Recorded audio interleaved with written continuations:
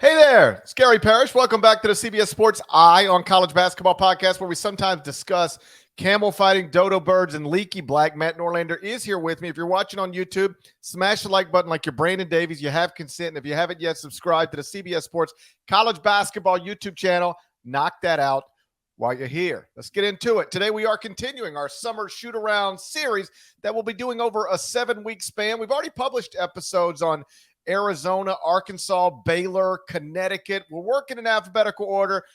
So now we turn our attention to Creighton. Last season, Creighton went 24-13 overall, 14-6 in the Big East, finished 4th in the league standings, 3 games back of Marquette, 1 game back of Xavier. The Blue Jays lost to Xavier in the semifinals of the Big East tournament. Then they got a 6th seed in the NCAA tournament, beat NC State, Baylor, and Princeton to advance to the Elite Eight, where they lost, of course, to San Diego State. Finished 12th at KenPom, and 2 of the top 5 scores for that team are gone. But Ryan Kalkbrenner, Trey Alexander, Baylor Shireman provide Greg McDermott with one of the sport's best returning cores. I've got Creighton ranked 9th in the top 25 and 1. We'll see what Norlander thinks about that next. But first, a word from our partners. It's time. The best Transformers yet. There you go. Is now streaming on Paramount Plus. This is gonna be fun, man.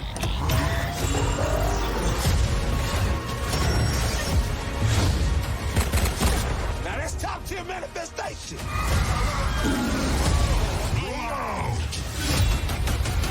Transformers: Rise of the Beasts. Rated PG-13. Now streaming on Paramount Plus. All right, Norlander. Creighton as a preseason top 10 team. Can you dig it? Oh, gosh. Or do you despise it? All right. I dig it more than I despise it. Right off the top, our apologies to the Creighton fan base, which has been salivating for this episode, salivating for it. Initially, the plan was Wednesday morning, early Wednesday morning. Actually, initially, the plan was Tuesday night. That is correct. We were going to tape it Tuesday night. We're not going to get, trust me, we're going to try and get this done quickly, because we've also got to get another one of these shoot-arounds finished. But let's just say Nada and I we've got a suitcase full of material for GP if either one of us are ever late or delayed on a podcast for the rest of the calendar year, even if it was out of your control. I want to make it clear it was out of my control, but I want to also make it clear I can acknowledge it has to be incredibly frustrating for you guys. Because we did a live episode Tuesday night. If you watch that, you know that my internet at my hotel was shaky. I kept going in and out. I think I dropped out twice. So we decided at that point, well, listen, we can't pre-tape Creighton on this type of internet. So let me try to figure it out. I'll get it figured out by tomorrow morning. I did figure it out but before I went to bed on Tuesday night. I actually had an IT person come to my room, and we identified there's a dead spot in my hotel room. And it happens to be right where the desk is. Like I might have had to do Wednesday morning or Wednesday morning from my bathroom to get proper Wi-Fi, but there was a place to do it in my room where I had very good Wi-Fi. Middle of the night on Tuesday. So our plan was, we'll just do this Wednesday morning. Middle of the night on Tuesday, the entire internet at the entire hotel went out. So when I got ready to sign on Wednesday morning to record the Creighton episode, it's not even that I have bad internet. There's no internet in the hotel.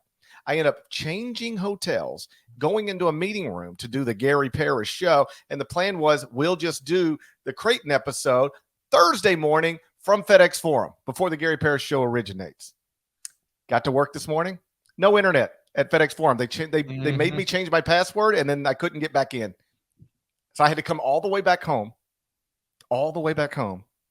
And now here we are. But at least the internet seems to be working fine for the first time in days for me.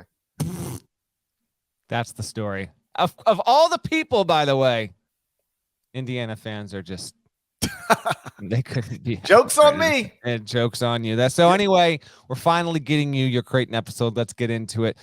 Creighton coming off just the second Elite Eight appearance in school history. Trivia time. The other one came in what year, Gary Parrish? Oh, man. Can you get it within 15 years? Yeah, of course I can. It was 1987. You did not get it within 35 years. It was 1987. Yeah, I remember the Blue Jays were tough at 87. 87. Nada, go ahead and look up that 86-87 Jays team. Tell us how they were rocking back then. 1941 was the Blue Jays' only other Elite Eight run. Of course, Ryan Nembhard had the foul on Darren Trammell's hip with 1.2 seconds to go in a 56-all game. Trammell went to the line. The Aztecs got to the Final Four, eventually the title game, and Creighton just narrowly missed on making the biggest stage in the sport. Nembhard wound up going to Gonzaga, who will be featured later this summer. He and Kaluma being the two pieces that are gone. And losing Nembhard is significant, but they have been able to retool here. And Creighton is in the midst of its, and I'll get to this when we get to the schedule part near the end of the shoot-around episode, but it's in the midst of its best run ever as a program. As a top 10 team, I think it's got a real shot. And I think it starts with Kalkbrenner, who was a 16-point-a-game guy last season. How about this, though? His 72.5 true shooting percentage last season was the best in the sport. Yes, even better than Edey. And he was 6 overall in all of men's D1 and O rating at KenPom, 133.4 points per 100 possessions. Doing that as a 7-footer, in addition to averaging 6.1 boards and 2.1 blocks, one of the better bigs in the country. And I think the expectation should be that Kalkbrenner becomes an All-American this season. But All-American means you're either first, second, or third team. So you are essentially one of the 15 most important players in the sport. I think that needs to be the case. I wonder, we just did the Connecticut episode, GP. Kalkbrenner or Klingon? Who will be the better big this season? Overall, big picture, not even necessarily in the Big East, but this college basketball season, who's going to be the better big? Kalkbrenner or Klingon? Because I will say right now, I think Kalkbrenner will be the better overall player, even if narrowly. I think he'll be slightly better than Klingon this year. I would go Kalkbrenner as well. I mean, he averaged 16 points, 6 rebounds, 2 blocks a game last season. Shot 69.5% from the field, and his true shooting percentage. I mentioned this on a previous episode while talking about another player. The person who led the country in true shooting percentage last season was Ryan Kalkbrenner at 72.5%. So I think it's just all he has to do is Klingon has to be better than he's ever been. And there's some per minute data that suggests he will be. In fact, I'm certain he will be. But Kalkbrenner just has to be what he's been, and he's going to be awesome. I suspect that he'll be what he's been, if not better, and be one of the best players in the country, which is what he was last year. And one big reason for that is obviously his defensive prowess. He could grow to be even better. If that's the case, he will be the anchor for the defense and a really good two-way player. And yeah, plenty of high expectations for Kalkbrenner, who decided to come back and has a chance at real college basketball superstardom. But the good news for him and the good news for Creighton, and why they've got a real case to be a top 10 team after finishing 12th in KenPom last season, is that you get 2 other bona fide double-digit scorers, proven guys, veterans back. Trey Alexander, his return sneakily might be the most important decision to come back of any player like in that top 20 conversation. And I say that because I think he's got a chance to eventually be on an NBA roster and in a rotation years down the road. Maybe his path would have been a little more jagged had he decided to stick with going early and not returning to college, but that's not the case. I think that between Kalkbrenner, Alexander, and Shireman, you could potentially be looking at 50 points a game between those 3 guys. Well, let me ask you this, because it popped into my head. Okay. Is that the best trio? If you're talking about big 3, we always talk about the big 3 in the NBA. Big 3 over here, big 3 there, big 3 down in Miami, the big 3 in Brooklyn. Is that the best big 3 in college basketball? I'm not going to go there just yet, because actually I wonder if, I don't, if you're talking about any 3 players in any positions, Duke's coming up next, and Duke's going to have Duke is the one that Duke is the one. Yeah. And then I'm going to say this on the Duke episode, but you almost wonder if Jeremy Roach and Tyrese Proctor might be the best 1-2 backcourt in the country next season. We'll see. But we'll save that for the Duke episode. Alexander, Shireman, Kalkbrenner, GP are in that conversation. And I think Alexander has a chance to really jump to an 18, 19 point per game guy. He's obviously very competent on the defensive end. And they've got even more here. We're going to get to the key addition, obviously, out of Utah State. But because they were so good last season when they weren't dealing with the health issues. There's real reason for significant optimism and for Creighton to yet again be a player nationally in the sport. Yeah, so with Alexander, Shireman, and Kalkbrenner, you bring back 3 guys that averaged at least 12.8 points per game. And with Kalkbrenner, remember, he is the player who got mononucleosis last season. Creighton ended up going 24-10 with him in the lineup, 0-3 without him. He missed 3 games. They lost all 3. He returned from mono on December 22nd. We talked about this a lot last season, where it was like Creighton's better than what their record shows.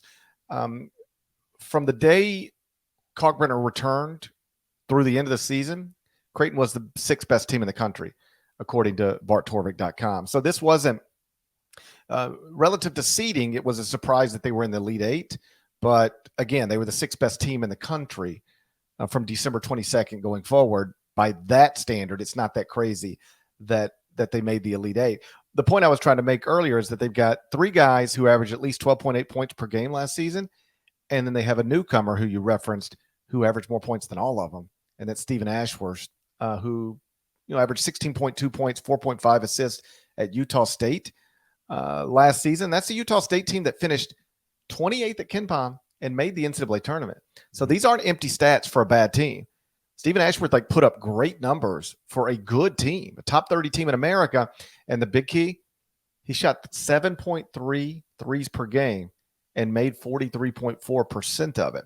So when you're Creighton, you never want to lose a guy like Nembhard, but I don't think they lose much as long as the replacement is Stephen Ashworth. I'll let other people debate who's better, but I don't think Creighton, if you just say subtract Nembhard, and they also lost Arthur Kaluma, who transferred to Kansas State. But if you just say at that lead guard position, take Nembhard off the roster, put Ashworth on the roster, I don't see much difference in quality of caliber of basketball team. Yeah, we'll see how he adjusts, makes the jump. You figure he'll be the one. Between him and Alexander, you're going to have really good shooting. Shireman as well. But, Trey Alexander, if you look at it, it's 37.3% from three-point range last season. He shot 44% in conference play from three-point range. Alexander did. The best in the league last season. So Ashworth shot 43% on the season. His O rating was 127.7, which was top 10 in the country, and he averaged 4.5 dimes. So you've got a league guard to make up for the loss of Nembhard. The starting 5 is going to be Ashworth, Alexander, Shireman, Kalkbrenner.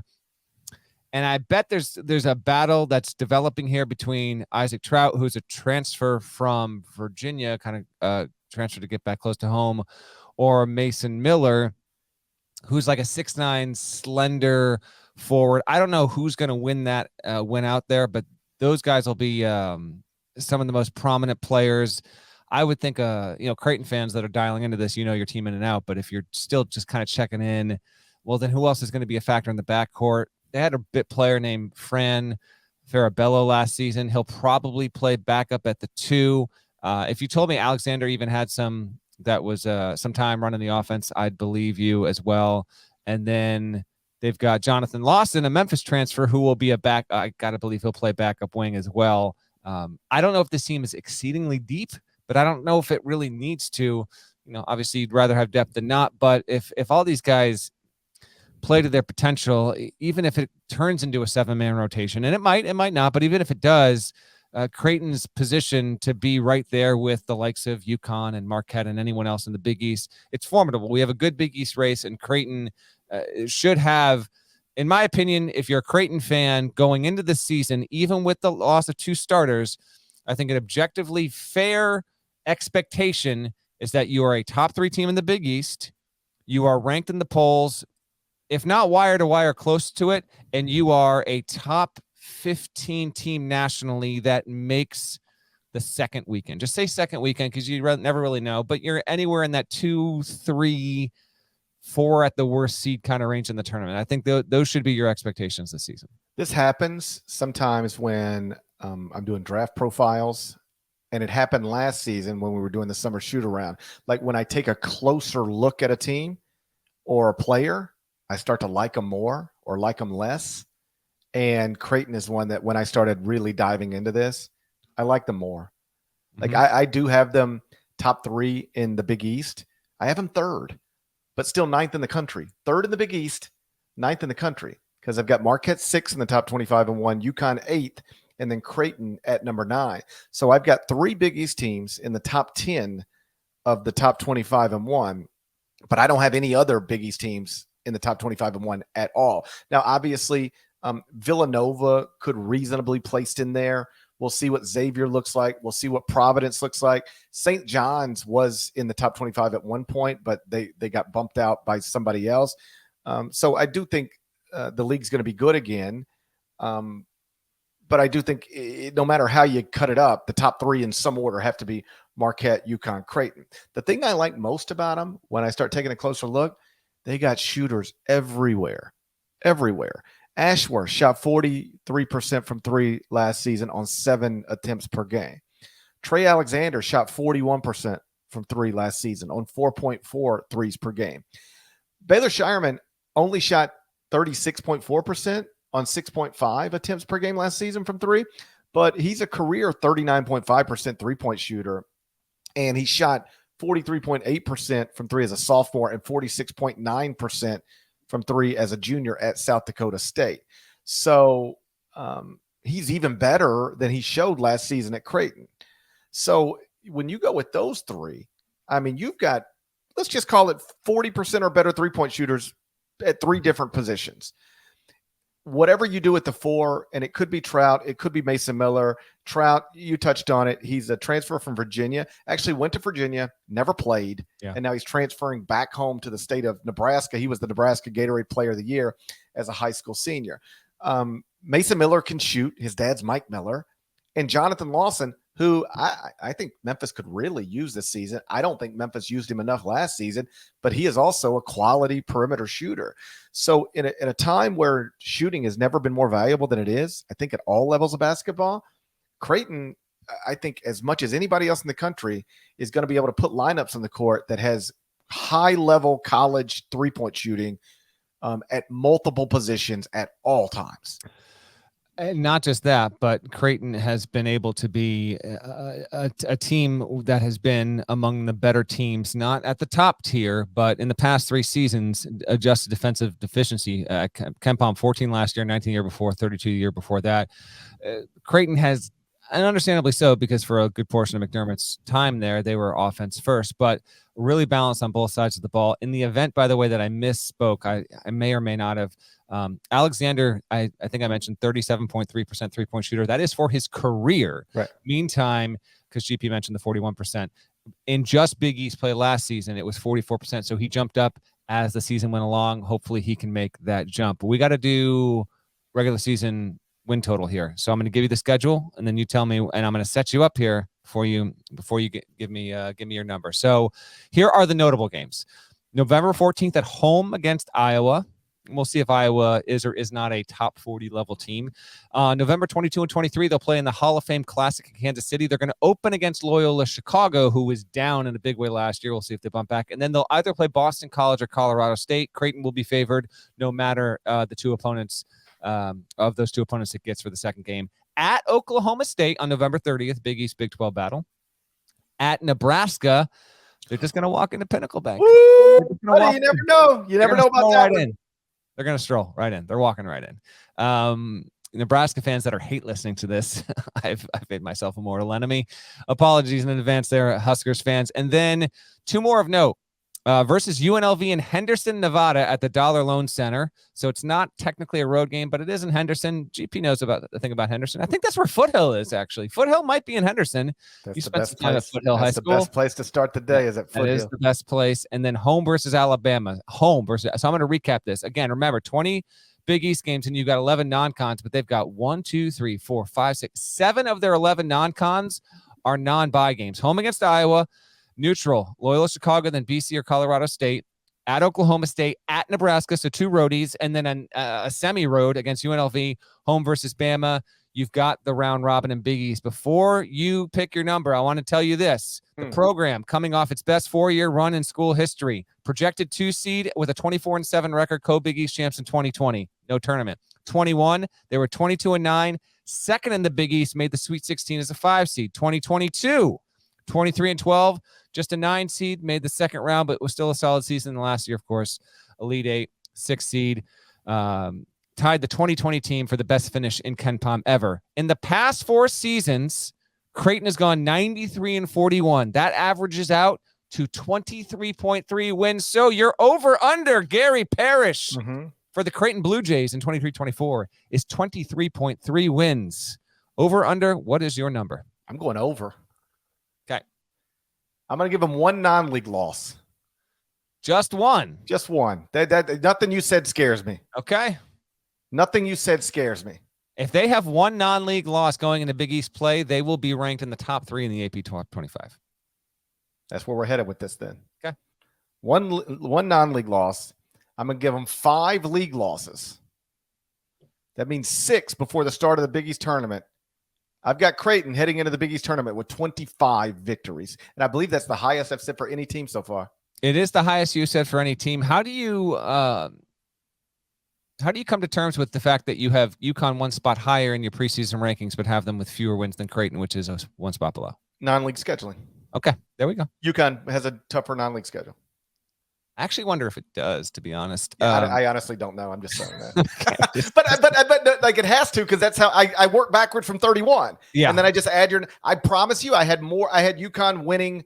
I had UConn losing more non-league games. If you go back and listen, I bet what you'll find is that I had UConn losing more non-league games than Creighton, and that's how you get these wacky numbers. I will go I will go under 23.3 wins. I'm going to say Creighton goes 23-8, but it's going to be a really good 23-8. And heading into the Big East tournament, they'll have a pretty respectable overall resume there. Between at Oklahoma State, at Nebraska versus UNLV in Nevada, and then you've got home versus Bama. We'll see what Bama is. I mark me down for at least 2 non-league losses for a really, really good team. And then I'll say it takes 6 L's in Big East play, which could still be good enough, honestly, with the Big East. And we'll see how it shakes out at the top. But that matches what they did last season. 14-6. I say they do it again. I've got them 23-8. You've got them 25-6. Either way, Creighton, and I know its fan base is all too aware of this. These are the golden days right now. You've never had a better 4 going on a 5-year stretch in the history of the program than where you are right now with what McDermott's been able to do. You've got shooting, defense size, experience, and should be considered a Final Four contender. So let me just make sure I'm keeping track correctly. With these predictions, you've shown no faith in Scott Drew. Incorrect. Dan Hurley. Actually, that is correct on Scott Drew. Or now Greg McDermott. 23-8. You're going to look around. You ain't going to have any friends. Okay. You're going to look up. You're going to not have any friends. Yeah. You're going to look up. I'm not looking to make friends here. I'm looking to be right. You're going to look up. It's going to be a Final Four party. And it's going to be me and Scott Drew and Dan Hurley and Greg McDermott sitting at a table. And I'm going to say, hey, there's Norlander. And Harris, you never socialize at the Final Four. They're going to go, no, don't call him over You're here. not there. He didn't believe in us last July. He didn't believe in us. Oh, so you just said that. Oh, if that's the case, you don't think Scott Drew, Dan Hurley, or Greg McDermott are coaching the Final Four because they're at a party? Who's the doubter? No, they're coaching at the Final Four, and we're having our own little private party. Okay, yeah. It's a private party of me and Final Four coaches that I believed in all the way dating back to July. Okay. Right. Shouts to Devin Downey. Shouts to Chester, South Carolina. Shouts to Huck. Shouts to Larnell. Thank you guys once again for watching, listening to the Eye on College Basketball Podcast. If you're not subscribed, please go subscribe anywhere you subscribe to podcasts, including Apple and Spotify. More of us than there are of them. That should be reflected in the comments. We're going to be back real soon. And, buddy, I mean real soon. Yes. We're behind on schedule.